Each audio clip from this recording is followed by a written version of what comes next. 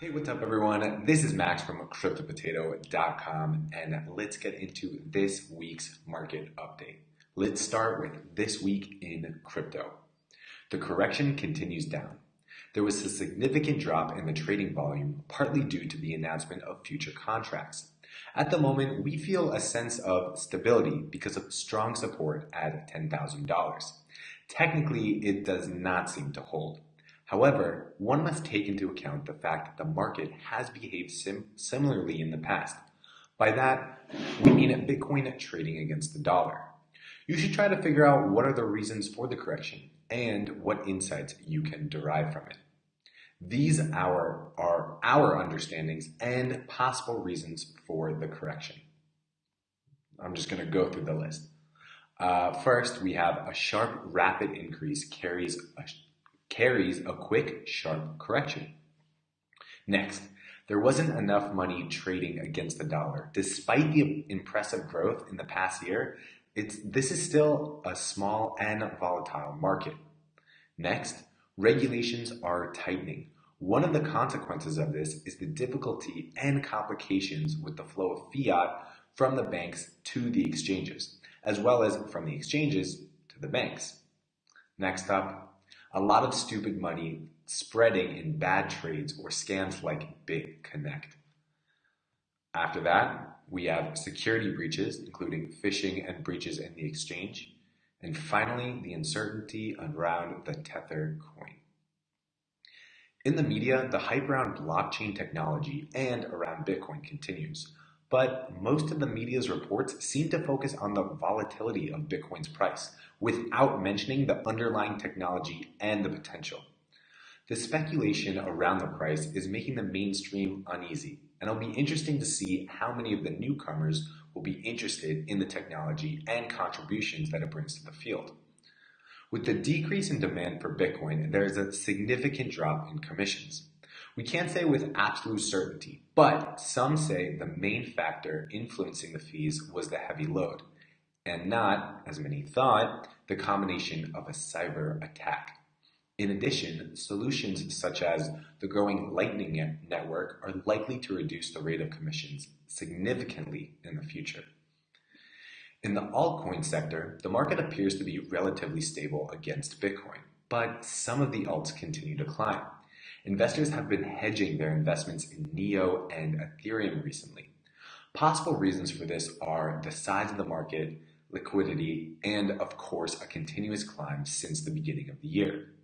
In contrast to the dollar, the effect of the prolonged decline in Bitcoin's price is seen in the market, with a large number of alts decreasing along with the Bitcoin price.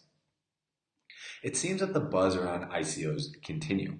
Since the decrease in the number of ICOs at the end of 2017, it appears that the number is increasing rapidly.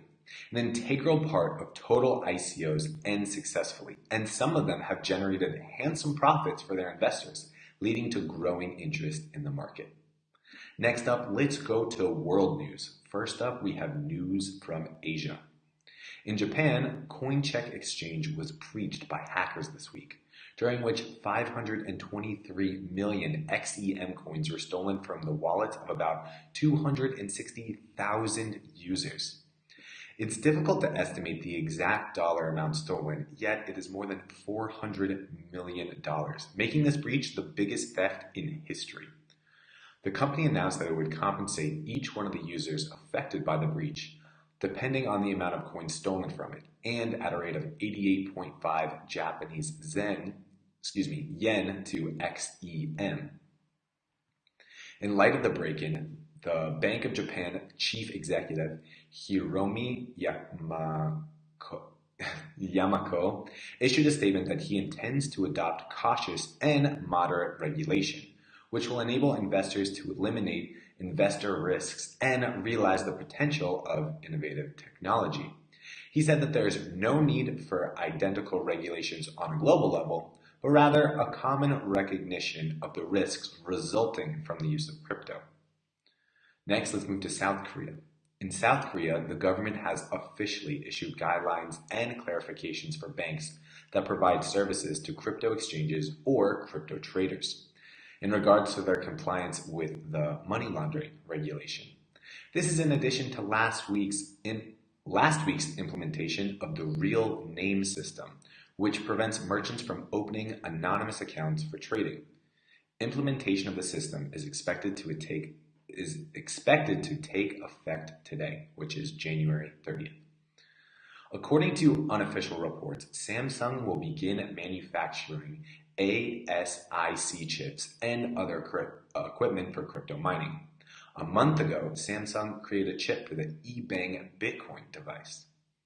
Pretty cool. Next, let's shift the globe a little bit and let's move to Europe.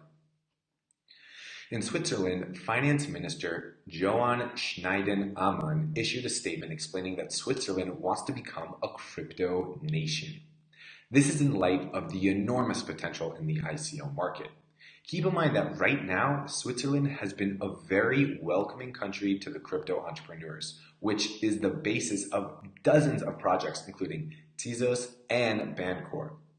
The announcement coincides with an announcement by the Swiss bank UBS chairman Axel Weber earlier this week that the bank would not allow trading in Bitcoin due to tightening regulation, which could lead in a significant drop in Bitcoin's price. Next, Russia.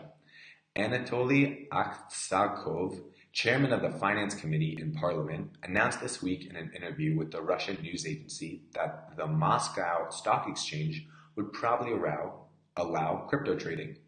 This is something that isn't so surprising because we've been getting many positive news coming from Russia and coming from that side of the world, talking about their positivity towards crypto and embracing the crypto world. Next, let's move to headlines. Facebook announced that it is banning all ads promoting crypto. This includes Bitcoin and ICOs. At the World Economic Forum in Davos this week, discussions were held about blockchain, Bitcoin, and all other implications. At the World Economic Forum in Davos this week, discussions were held about blockchain, Bitcoin, and all other implications.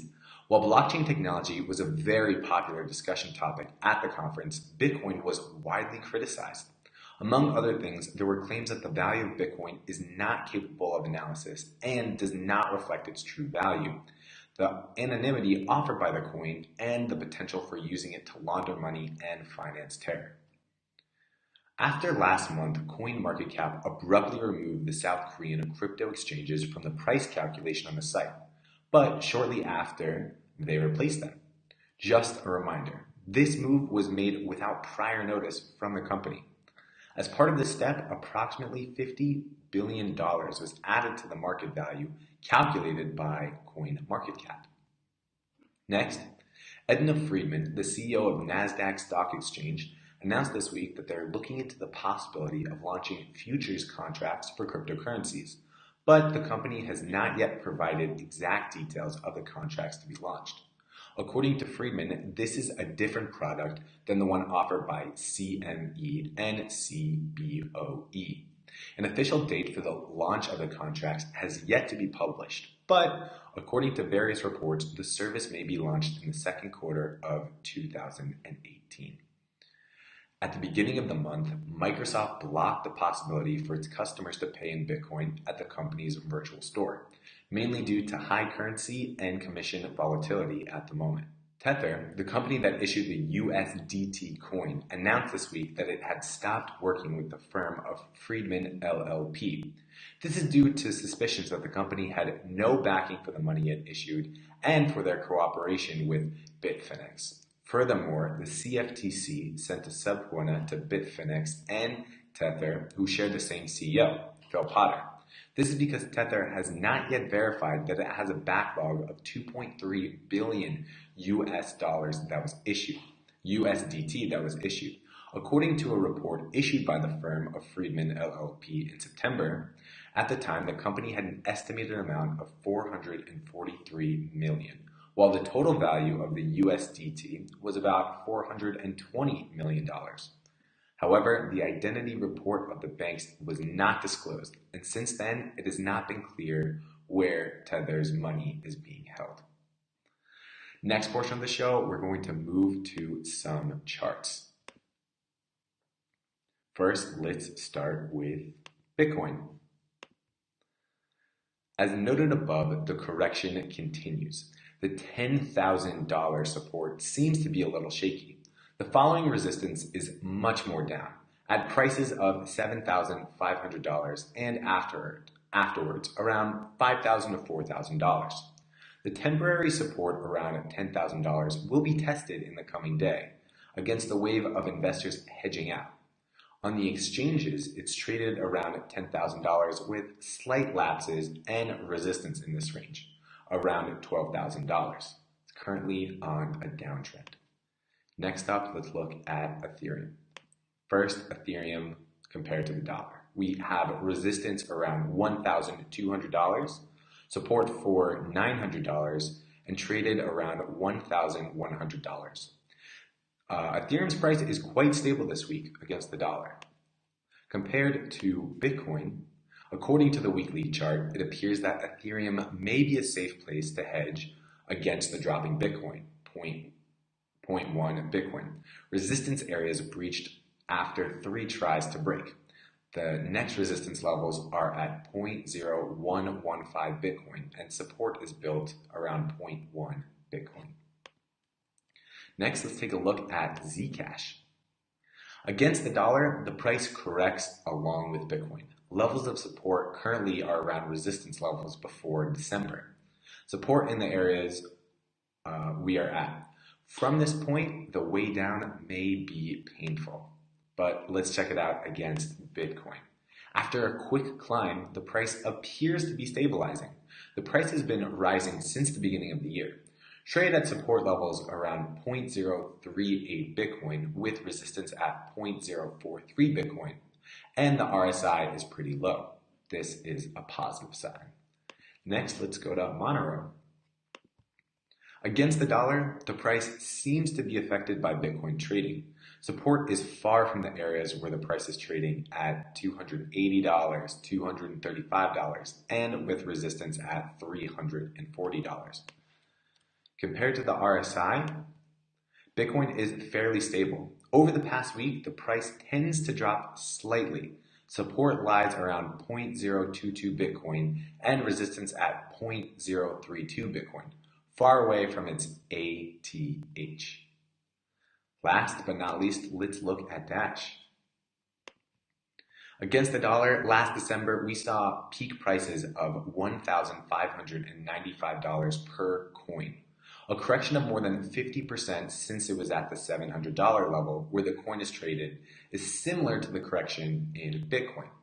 It seems that many alts are following Bitcoin, at least against the dollar. Support is at $600 and the resistance range is at $800. Against Bitcoin, we went back to our previous analysis where we marked the support and resistance level, and they did not seem to have changed very much. It looks pretty stable in terms of crypto trading, and it's currently traded around 0.068 Bitcoin in the short term.